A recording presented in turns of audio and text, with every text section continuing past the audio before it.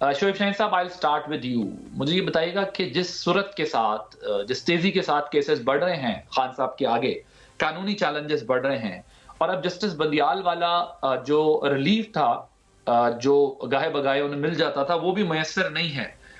आपको लगता है कि आपके पार्टी चेयरमैन कन्विक्ट होने जा रहे हैं?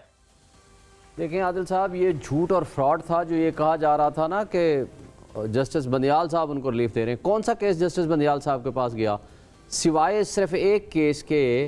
वो भी उस केस में, तोशा खाना वाले केस में ज़मानत का केस गया था, या जो उससे पहले जो पटिशन थी, अपील थी, और उसके ऊपर भी जो ऑर्डर करने लगे थे वो भी सरकारी वकील ने रोकवा लिया। उन्होंने कहा जी नहीं, नीचे केस लगा हुआ है, पहले उसको डिसाइड होने दें।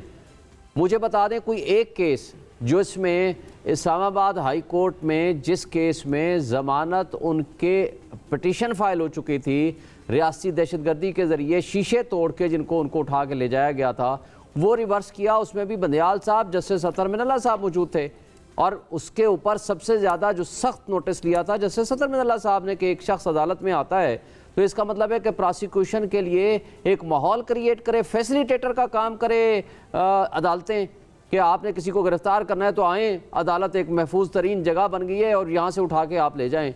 और उसके बाद आपने देखा है कि कोई एक केस बता दें, ये तो एक सिर्फ ड्रामा था पीटीएम की फाशिस्ट जमातों का, और उसके अलावा कुछ भी नहीं था। बाकी अब आप आगे आ जाएं कि जो कुछ होता रहा है, जो कुछ तोशाखाना वाले केस में सज़ा मिली है, मुझे आप बता दें ये सुप्रीम कोर्ट के आर्डर्स और इस्लामाबाद हाई कोर्ट के अपने आर्डर्स को उसने वायलेट किया और उनको नहीं तस्लीम किया, और उसके बाद बगैर सुने वो ऑर्डर कर दिया। और वो ऑर्डर सिर्फ बगैर सुने, उस ऑर्डर को 4 दिन में चीफ जस्टिस साहब ने कहा मैं फैसला कर दूंगा ज़मानत का, वो 25 दिन बाद किया। In the mean while undated एक नोटिफिकेशन जारी कर दिया, रोपकार जारी कर दी लोअर कोर्ट के जज ने, और साइफर केस में उनको बंद कर दिया। और आज साइफर केस में 2 महीने हो गए हैं। ज़मानत का केस पिछले 20 दिन से सिर्फ इस वजह से इस्लामाबाद हाई कोर्ट में डिले हुआ कि जनाब इसलिए हम अभी डिले कर रहे हैं कि क्या इसके ओपन कोर्ट में ट्रायल होना चाहिए या इन कैमरा प्रोसीडिंग्स होनी चाहिए। हमने कहा जनाब ज़मानत का केस है, आपने इन कैमरा करना है, ओपन ट्रायल करना है, लेकिन आप ज़मानत के केस को जल्दी डिसाइड कर दें। और हमारा लिए ये है कि आपने जब सारे इदारे, जब सारी रियासती इदारे, जब आपका प्रोसिक्यूशन, जब जजेस सारे कंप्रोमाइज होके एक शख्स को आपने टारगेट करना है तो फिर उसके लिए सारे सिस्टम ठीक हो जाते हैं। और अगर फर्ज करो, मेरा बड़ा पर्टिनेंट सवाल था आपसे, क्योंकि मैंने जाहिर है इसके ऊपर बहुत सारे ऐसे दलाइल हैं जो जवाबन दिए जा सकते हैं, लेकिन मैं ये चाहूंगा मैं हसन अयूब साहब कोर्ट रिपोर्टिंग करते हैं उनसे इसके लूं। लेकिन शोएब साहब, मुझे जरा आप ये बताएं, आपकी एक्सपेक्टेशन क्या है साइफर के मामले में? आपको क्या लगता है वो कन्विक्ट होने जा रहे हैं या नहीं, निकल जाएंगे इस मसले? देखिए साइफर की कन्विक्शन का तो सवाल सब्सिक्वेंटली आएगा। अभी तो जमानत का केस है, आज लगा था। जमानत आज वाला केस जुमेरात को चला गया है, मेरा ख्याल है जुमेरात या जुमे को जमानत हो जाएगी, 2 साल उसके अंदर सजा है। और साइफर का केस तो मैं समझता हूँ कि गुलामी की बदतरीन मिसाल कायम करने का मुतरादिफ है।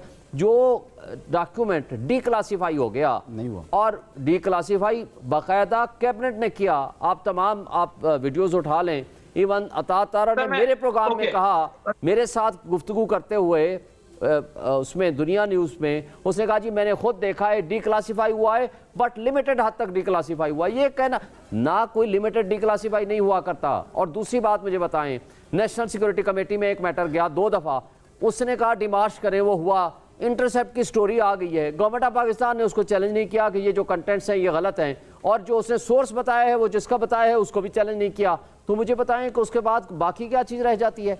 और इसलिए मैं, जिस शख्स ने मुल्क की सलामती और खुद मुख्तारी का दिफा किया हो, and under the constitution and under the rules of business, ये प्रेसिडेंट ऑफ प्राइम मिनिस्टर और कैबिनेट अख्तियार है कि वो इस पे पॉलिसी डिसीजन बनाए, उन्होंने बनाया है जी। ओके, आप जाहिर अभी तो हाई कोर्ट ने ये फैसला करना है कि उनका जेल के अंदर ट्रायल हो भी सकता है या नहीं हो सकता, लेकिन अभी आप चले गए कि डीक्लासिफाइड हुआ, और आप ये बताना चाह रहे हैं कि बेसिकली डीक्लासिफाइड होने की वजह से ये लोगों तक पहुंचा। और डीक्लासिफाइड आप कह रहे हैं कि सिर्फ लिमिटेड नहीं हो सकता, वो होगा। और इंटरसेप्ट की स्टोरी पर भी बहुत सारे सवालात हैं कि वो किस तरह, लेकिन बहरहाल इसी को ध्यान में उसके ऊपर अमरीकी तर्जमान के आप अल्फाज देख लो ना, जिसके ऊपर आदिल, जो अमरीकी तर्जमान ने कहा यस ये 2 डिप्लोमेट्स के दरमियान होने वाली गुफ्तगू थी, which was admitted by the American तर्जमान हिमसेल्फ।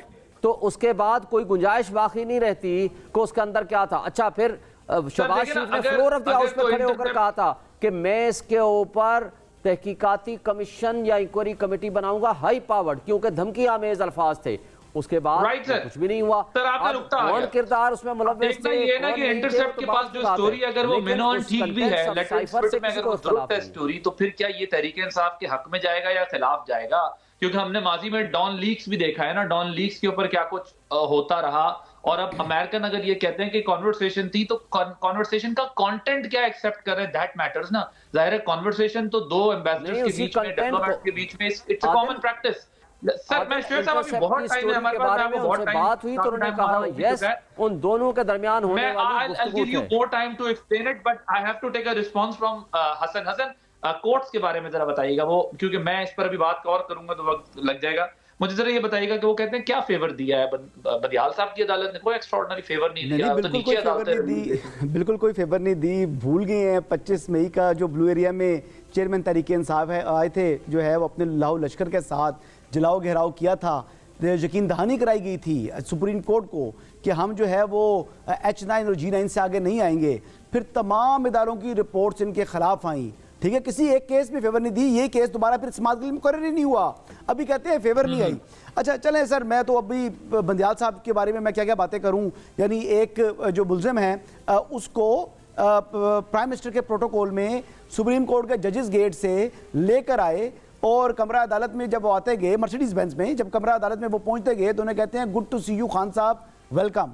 तो इस तरह कभी ऐसी नज़ीरें मौजूद नहीं है, मतलब क्या कुछ नहीं हुआ। लेकिन अपनी इस बात को छोड़ें, अभी ये कह रहे हैं जी कि 164 का बयान अगर आप देख लें आजम खान साहब का, तो आजम खान साहब जो हैं वो सेक्रेटरी टू प्राइम मिनिस्टर थे। क्या वो बेवकूफ़ हैं, अहमक हैं कि डिक्लासिफाई अगर हुआ था के बावजूद वो चेयरमैन तहरीक इंसाफ के खिलाफ 164 का बयान दे गए हैं? अच्छा ये तो बात कर रहे हैं शुएब शाहीन साहब, इनकी बात पर मैं अब क्या कहूँ, मेरे बड़े भाई हैं। अब दूसरी बात ये कहते हैं जी कि दो डिप्लोमेट्स के दरमियान गुफ्तगू थी, तो ये अमरीकी जो है वो तर्जमान ने बोला भाईजान गुफ्तगू तो ज़रूर थी, दो डिप्लोमेट्स के दरमियान गुफ्तगू थी, लेकिन उसको बैरूनी साजिश का रंग किसने दिया? उसको बैरूनी साजिश का रंग किसी डिप्लोमेट ने नहीं दिया। एक साइफर आया जो रूटीन में आते हैं पाकिस्तान में, साल में हज़ारों साइफर शायद आते होंगे पूरी दुनिया से, लेकिन उनको बैरूनी साजिश का कोई रंग नहीं देता। अच्छा पहले वो जो है साइफर को वो अपने जलसे में दिखाते हैं, लहराते हैं, कहते हैं ये कौम की है, ये मेरे पास अमानत है, मैं उस मुल्क का नाम नहीं बता सकता कि वो मुल्क कौन है।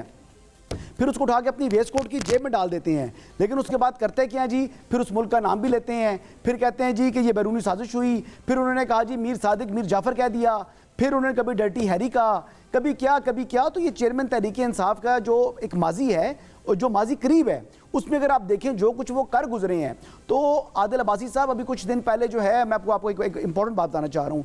कुछ दिन पहले एक बात चली कि जी इनसे शायद कोई मुज़ाकरात हो रहे हैं, मोहम्मद अली दुरानी साहब या कोई और बातें सामने आ रही हैं कि 9 मई के अंदर जो मुलव्वस लोग हैं उन लोगों को जो है अगर चेयरमैन तहरीक इंसाफ अपनी जमात से निकाल दें, ये अफवाह उड़ी हुई है कि उनको निकाल दें तो फिर आपसे बातचीत भी हो सकती है और आपके मामला हल कर देंगे।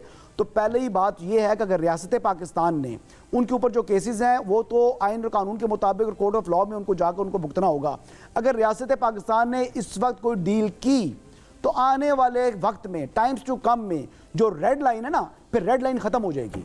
और ऐसी मेरी इत्तला के मुताबिक किसी किस्म की कोई डील उनके साथ नहीं हो रही और cipher case chairman Tehreek Insaf को भुगतना पड़ेगा और इस केस में भी ऑफिशियल सीक्रेट एक्ट लागू होगा।